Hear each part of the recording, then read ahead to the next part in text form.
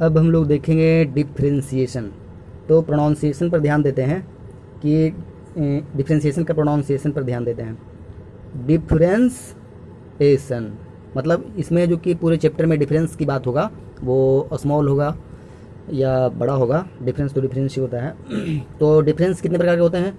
Mainly रूप से हम लोग समझ सकते हैं कि डिफरेंस दो प्रकार के हो सकते हैं। एक ऐसा डिफरेंस कि जिसमें हमको डिफरेंस होगा, अंतर होगा पर पता नहीं चलेगा, और एक ऐसा डिफरेंस जिससे कि कुछ भी अंतर होगा तो उससे हमको पता चलेगा। एग्जाम्पल के तौर पर यहाँ पर हम लोग समझ सकते हैं जैसे फिनाइट डिफरेंस, इसको हम लोग डेल्टा से डिनोट करते हैं। जैसे मान लेते हैं यहाँ पर कि बाई 1 इज इक्वल टू 50 और बाई 2 इज इक्वल टू 100 यहाँ पर ले लिए हैं। तो इस दोनों में यदि डिफरेंस कहेगा तो हम लोग इसको कैसे लिखेंगे? डेल्टा बाई, मतलब बाई के टर्म में इसका डिफरेंस है, तो उसको हम लोग करेंगे कैसे? बाई 2 माइनस बाई 1, और ये क्या हो जाएगा? 50। यहाँ 100 और 50 इस दोनों के बीच का डिफरेंस पता चल रहा है। उसी प्रकार से यहाँ पर बाई 1 इज इक्वल टू 100 लिया गया है, यहाँ पर बाई 2 इज इक्वल टू 99 लिया गया है। तो यहाँ पर जो दोनों के बीच का डिफरेंस है वो कितना है? 1 है। यहाँ पर जो फिनाइट डिफरेंस है जिससे हमको अंतर पता चल जाता है कि यहाँ पर कुछ अंतर है, डिफरेंस है, तो वहाँ पर हम लोग डेल्टा नोटेशन से डिनोट करते हैं उसको। फिर उसी प्रकार से यहाँ पर एग्जाम्पल जो लिया गया है बाई 1 इज इक्वल टू 100 और बाई 2 इज इक्वल टू 99.5 लिया गया है। तो यहाँ पर जो डिफरेंस है यहाँ पर भी पता चल रहा है डिफरेंस, और ये कितना है? 0.5 है। फिर उसी प्रकार से डिफरेंस एक और प्रकार के होते हैं, और वो वेरी स्मॉल डिफरेंस जिसको हम लोग कहते हैं, और उसको हम लोग कर सकते हैं इन्फिनिटली स्मॉल डिफरेंस, और इसको हम लोग डी से डिनोट करते हैं। डी, स्मॉल डी जो ABCD वाला होता है। यहाँ पर एग्जांपल के तौर पर हम लोग ऐसे समझ सकते हैं कि वेरी स्मॉल डिफरेंस का मतलब इसको डी से कब रिप्रेजेंट करेंगे, कब डेल्टा से रिप्रेजेंट करेंगे। डेल्टा से कब रिप्रेजेंट करेंगे तो पता चल गया। आप डी से कभी डिफरेंस को डी से कब डिनोट करेंगे वो हम लोग देखते हैं। बाई 1 इज इक्वल टू यहाँ पर 100 ले लिया है, और by 2 is equal to 99 point बहुत सारे 9। तो इसमें है जो कि दोनों के बीच का डिफरेंस है, बाई 1 और बाई 2 के बीच का डिफरेंस है वो कितना है? 0.000, बहुत सारे जीरो और लास्ट में 1। ये क्या है? वेरी स्मॉल डिफरेंस है। जब वेरी स्मॉल डिफरेंस आएगा तो इसको हम लोग dy से डिनोट करेंगे। फिर यहाँ पर जो कि अनदर नेम ऑफ डिफरेंशिएशन, हम लोग डिफरेंशिएशन चैप्टर देख रहे हैं, तो जो डिफरेंशिएशन है उसका नाम एक और है, उसको डेरिवेटिव्स भी कहते हैं। जैसे कोई बाई है, कोई y is equal to fx function है, इसको हम लोग यदि डिफरेंशिएट करेंगे तो कैसे लिखते हैं? Differentiation of y with respect to x is denoted by symbol f-x, मतलब कोई function y is equal to fx रहेगा, और इसको हम लोग जब डिफरेंशिएट करेंगे तो ये फंक्शन क्या हो जाएगा डिफरेंशिएट होने के बाद? f-x। जो डिफरेंशिएशन है इसको और भी बहुत सारे तरीके हैं लिखने का, और वो सब तरीका ये सब है।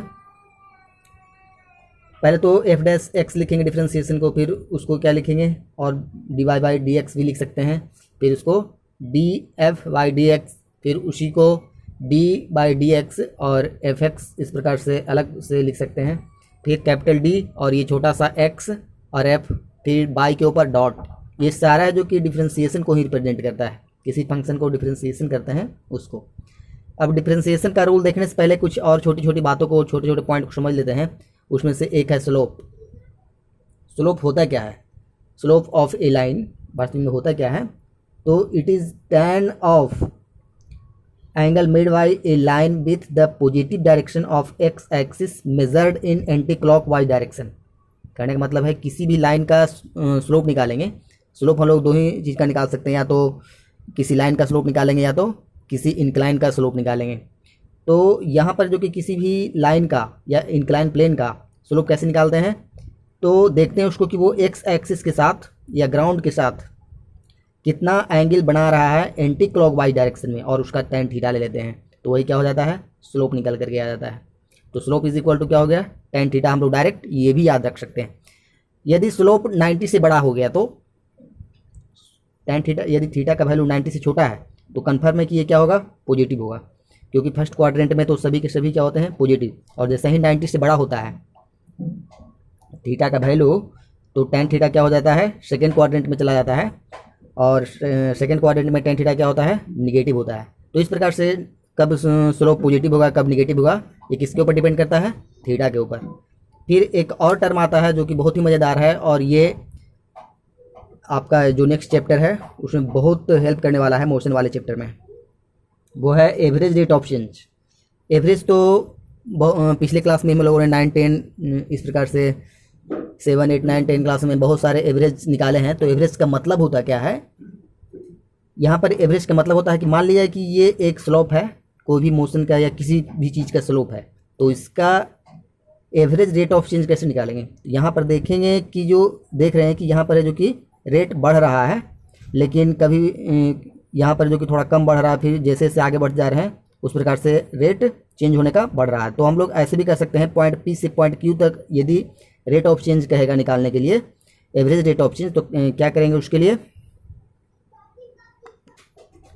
उसके लिए यहाँ पर ध्यान देंगे कि बाई में कितना चेंज किया और बाई में कितना चेंज हुआ और एक्स में कितना चेंज हुआ, उसी को क्या करेंगे डिवाइड कर देंगे, मतलब चेंज इन बाई और चेंज इन एक्स। तो यहाँ पर ध्यान देने वाली बात यह है कि पॉइंट P से बाई पर ऐड करेंगे यहाँ पर लाइन पर, और जो Q पर पॉइंट है वो देखेंगे कितना चेंज हुआ है बाई में, और फिर उसी प्रकार से पॉइंट P के सामने एक्स पर देखेंगे, फिर पॉइंट Q के सामने एक्स पर देखेंगे, फिर देखेंगे कि कितना चेंज हुआ है, फिर दोनों का जो रेशियो आएगा वही क्या हो जाएगा, रेट ऑफ चेंज हो जाएगा। यहाँ पर फिर डॉटेड लाइन को इस प्रकार से मिलाने से हमको ये पता चलता है कि एक राइट एंगल ट्रायंगल बन रहा है, और यहाँ पर जो एंगल बन रहा है वो थीटा, तो हम लोग tan theta is equal to भी लिख सकते हैं क्या, डेल्टा बाई डेल्टा एक्स। तो जो एवरेज रेट ऑफ चेंज है उसको हम लोग क्या कर सकते हैं सिंपली कि ये क्या है, slope of the line PQ, मतलब PQ का जो स्लोप है वही क्या है, एवरेज रेट ऑफ चेंज है। और स्लोप इज इक्वल टू क्या होता है, tan theta is equal to यहाँ पर क्या हो गया, QR बटे PR, और इसको और भी टर्म में लिख सकते हैं डेल्टा बाई डेल्टा एक्स। तो एवरेज रेट ऑफ चेंज का मतलब क्या हो गया, स्लोप ऑफ लाइन PQ, मतलब डायरेक्ट अगर कहेगा एवरेज रेट ऑफ चेंज निकालने के लिए तो जो PQ का स्लोप होगा वही क्या हो जाएगा, एवरेज रेट ऑफ चेंज। और स्लोप क्या होता है, slope is equal to tan theta. फिर उसी प्रकार से नेक्स्ट टर्म देखते हैं, एक और है, वह है कि किसी भी फंक्शन को या किसी भी डेरिवेटिव्स को कैसे लिखते हैं। तो इसका मतलब क्या होता है, सबसे पहले the derivative of a function average rate of change of y with respect to x is, मतलब जो x है उसका एवरेज यदि निकालने के लिए कहेगा, तो हम लोग यहाँ पर देख रहे थे कि वो क्या हो रहा था, चेंज कर रहा था, तो हम लोग को दिख रहा था, तो एवरेज रेट ऑफ चेंज है, उसको हम लोग कैसे लिखते हैं, delta y by delta x. और जो डेल्टा वाई है इसका मतलब क्या, फंक्शन है किसका, एक्स का, और वही एक्स के फंक्शन में एक्स कंपोनेंट का चेंज हुआ है, और उसी को हम लोग क्या कहते थे, बाई। ये फाइनल है और ये क्या है, इनिशियल है, मतलब शुरुआती में जो फंक्शन था वो एफ एक्स था, और जो फाइनल हुआ वो क्या हो गया, एक्स प्लस डेल्टा एक्स बटे चेंज इन एक्स। ये था चेंज इन बाई और ये क्या है, चेंज इन एक्स। और वही अब change in x is nearly equal to zero ले लेते हैं। ग्राफ में हम लोग इसको बहुत अच्छी तरह से समझेंगे। यहाँ पर देख लेते हैं कि चेंज इन एक्स को नियरली इक्वल टू जीरो ले लेते हैं, एकदम very small, tends to zero का मतलब वेरी स्मॉल चेंज होगा एक्स में, तो वही क्या कहलाएगा, डी एक्स। तो जब एक्स में वेरी स्मॉल चेंज होगा तो कन्फर्म है ऑटोमेटिक बाय में भी वेरी स्मॉल चेंज होगा, और ये हम लोग आगे ग्राफ में देखते हैं। तो यही क्या कहलाता है, d y by d x. F dash x differentiation को या डेरिवेटिव्स को कहते हैं, उस फंक्शन को जब डिफ्रेंशिएट करते हैं तो, और उसको लिखते कैसे हैं, d y by d x. यहाँ पर ये क्या हो रहा है, जो लिमिट के रूप में लिखा गया है इस फंक्शन को सिर्फ, और डिफ्रेंसिएशन को हम लोग ऐसे भी लिख सकते हैं कि चेंज इन बाई, ये क्या है, फाइनल है पोजीशन, और ये इनिशियल है, तो फाइनल माइनस इनिशियल बटे चेंज इन एक्स। और वही चेंज इन एक्स को नियरली इक्वल टू जीरो के बराबर लिया गया है, मतलब limit delta x tends to zero, तो ये क्या कहलाता है, d y by d x कहलाता है। फिर इसको जो कि ज्योमेट्रिकल कैसे हम लोग रिप्रेजेंट करते हैं, ज्योमेट्रिकली बहुत आसान समझना है। ज्योमेट्रिकल मीनिंग ऑफ डिफ्रेंसिएशन, मतलब चित्र के द्वारा इसको हम लोग कैसे रिप्रेजेंट करते हैं। तो ज्योमेट्रिकली रिप्रेजेंट करने के लिए दो पॉइंट को समझना बहुत ज़रूरी है, उसमें से एक है सेकेंड और दूसरा है टेंजेंट। सेकेंड और टेंजेंट को समझना बहुत ज़रूरी है। सेकेंड क्या होता है, जैसे यहाँ पर कोई कर्व ड्रॉ किया गया है और उसको एक लाइन किसी दो पॉइंट पर कट कर रहा है, तो वो जो लाइन कट कर रहा है उसी को क्या कहते हैं, सेकंड। यहाँ पर सेकंड का मतलब क्या होता है, a secant to a curve is a straight line which intersect the curve at any two point. मतलब सेकंड का मतलब क्या होता है, कोई कर्व है और एक स्ट्रेट लाइन उसको किसी भी दो पॉइंट पर कट कर रहा है, तो वो क्या कहलाता है, सेकंड कहलाता है। फिर उसी प्रकार से टेंजेंट क्या कहलाता है? टेंजेंट समझना बहुत ही ज़रूरी है क्योंकि ये आगे भी बहुत इस्तेमाल होने वाला है। टेंजेंट, टेंजेंट का मतलब क्या होता है उसी प्रकार से कि a tangent is a straight line which touch the curve at a particular point, it is a limiting case of secant. मतलब टेंजेंट है जो कि एक कर्व है और उसको किसी भी एक पॉइंट पर टच करेगा स्ट्रेट लाइन, तो वो क्या कहलाएगा? टेंजेंट कहलाएगा। और ये जो है वो लिमिटिंग केस, मतलब एक केस है, एक घटना है सेकंड का, और वो होता कैसे है वो हम लोग देखते हैं। सेकंड के बारे में तो अभी हम लोगों ने जान लिया था कि सेकंड का मतलब क्या होता है। कोई कर्व दिया हुआ है और इस कर्व को एक स्ट्रेट लाइन किसी भी दो पॉइंट पर कट करता है तो ये क्या कहलाता है? सेकंड कहलाता है। फिर उसी प्रकार से इसको लिखते कैसे हैं ये तो पहले ही हम लोग देख चुके हैं कि delta y change in by बटे चेंज इन एक्स, और जो वेरी स्मॉल होगा तो उसको डेल्टा मतलब d y by d x लिखते हैं, और वो किसके बराबर होता है? टेन थीटा के बराबर होता है।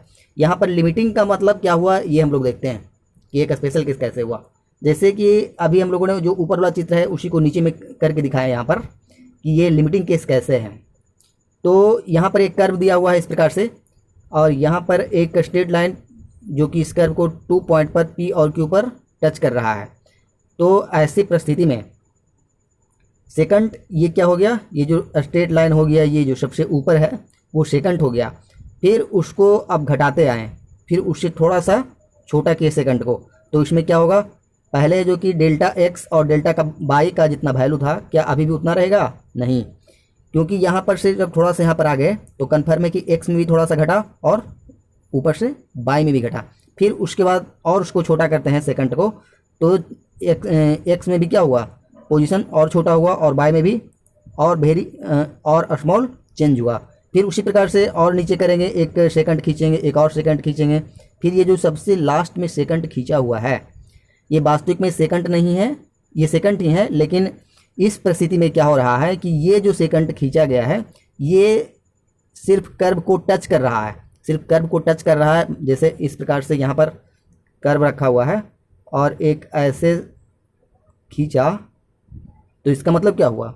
एक ऐसे खींच दिया, इसका मतलब एक्स में और बाई में एकदम वेरी स्मॉल चेंज को रिप्रेजेंट कर रहा है यहाँ पर, कि इस पॉइंट पर जहाँ पर पॉइंट पर टच कर रहा है, जिस पॉइंट पर, वहाँ पर यदि हम लोग छोटा सा यदि हम लोग डिफरेंस देखेंगे एक्स में और बाई में, तो वहाँ पर क्या वेरी स्मॉल दिखेगा एक्स में डिफरेंस, और वही वेरी स्मॉल डिफरेंस बाई में भी दिखेगा। और जब वेरी स्मॉल दिखता है, नहीं के बराबर जब डिफरेंस दिखता है, तो उसको हम लोग क्या लिखते हैं?